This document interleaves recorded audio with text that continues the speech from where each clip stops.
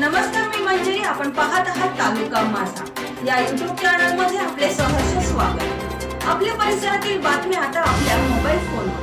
आज खासदार आपल्या भेटीला हा कार्यक्रम जो आहे तो डोंबिवली पश्चिमेला आयोजित केला होता.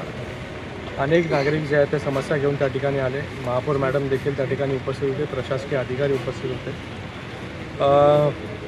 त्यानंतर सावित्रीबाई फुले नाट्यगृहाची पाहणी करण्यात आली. त्याचबरोबर आत्ता माझ्या मागे जे सावळाराम महाराज क्रीडा संकुल आहे त्याचं जे रिडेव्हलपमेंटचं काम सुरू आहे, स्विमिंग पूलचं काम मोठ्या गतीने या ठिकाणी सुरू आहे. त्याचबरोबर डोंबिवली पश्चिमेमध्ये नानासाहेब धर्माधिकारी सभागृहाचं काम त्याची पाहणी केली. त्याचबरोबर सुतिकागृहाच्या ठिकाणी जे कॅन्सर आणि मल्टीस्पेशालिटी हॉस्पिटल होतं आहे त्याची देखील पाहणी या ठिकाणी केली.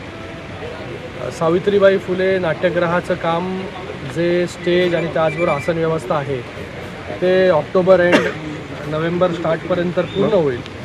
पण आज तिथे गेल्यानंतर अनेक सूचना ज्या आहेत तिथे आर्ट गॅलरी ॲडिशनल कशा प्रकारे करता येईल त्या सूचना दिल्या.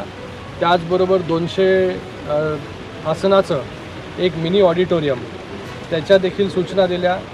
त्याचबरोबर जे कलाकारांना रेकॉर्डिंग स्टुडिओ पाहिजे असतं किंवा प्रॅक्टिस हॉल पाहिजे असतो ते देखील त्या ठिकाणी झालं पाहिजे अशा देखील सूचना दिल्या. तर लवकरात लवकर याचं रिव्हिजन प्लॅनिंग जे आहे हे महापालिकेला सांगितलेलं आहे ते पुढच्या 10 दिवसामध्ये रिवाईज प्लॅनिंग त्या ठिकाणी देतील. मागे जे पाहताय आपण स्विमिंग पूलचं काम आणि पूर्ण ऑडिटोरियमचं काम, हे जे ऑडिटोरियम आहे हे मला वाटतं देशामधलं सगळ्यात मोठं स्पोर्ट्स कॉम्प्लेक्स चं काम जे आहे हे देशामधलं सगळ्यात मोठं स्पोर्ट्स कॉम्प्लेक्स असणार आहे. कारण की याची प्लिंथच 2 एकरपेक्षा जास्त म्हणजे 90,000 स्क्वेअर फीटची फक्त प्लिंथ असणार असे मल्टिपल लेवल्स त्या ठिकाणी आहे. 8 लाख स्क्वेअर फीटचं बांधकाम, याच्यामध्ये सर्वच्या सर्व स्पोर्ट्स इनडोअर असेल आउटडोअर असेल हे सर्व स्पोर्ट्स जे आहे मल्टी लेवलवरती आपण घेतलेले आहेत. त्याचं काम सुरू झालेलं आहे. 2027 डिसेंबरपर्यंत हे काम पूर्ण होईल आणि लोकांच्या सेवेमध्ये जे आहे संत सावळाराम महाराज क्रीडा संकुल अद्ययावत जे कुठेच नाही आहे आणि त्याचबरोबर स्पोर्ट्स युनिव्हर्सिटी टाईप त्याची देखील व्यवस्था जी आहे ती केंद्र सरकार त्या ठिकाणी केंद्र सरकारच्या जे नॉर्म्स आहेत त्याच्या हिशोबाने आपण करतो आहे.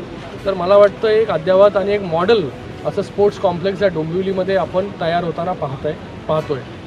ताज्या घडामोडी पाहण्यासाठी आपल्या चॅनलला सबस्क्राईब करा, लाईक करा, शेअर करा आणि बेल आयकॉन दाबायला विसरू नका.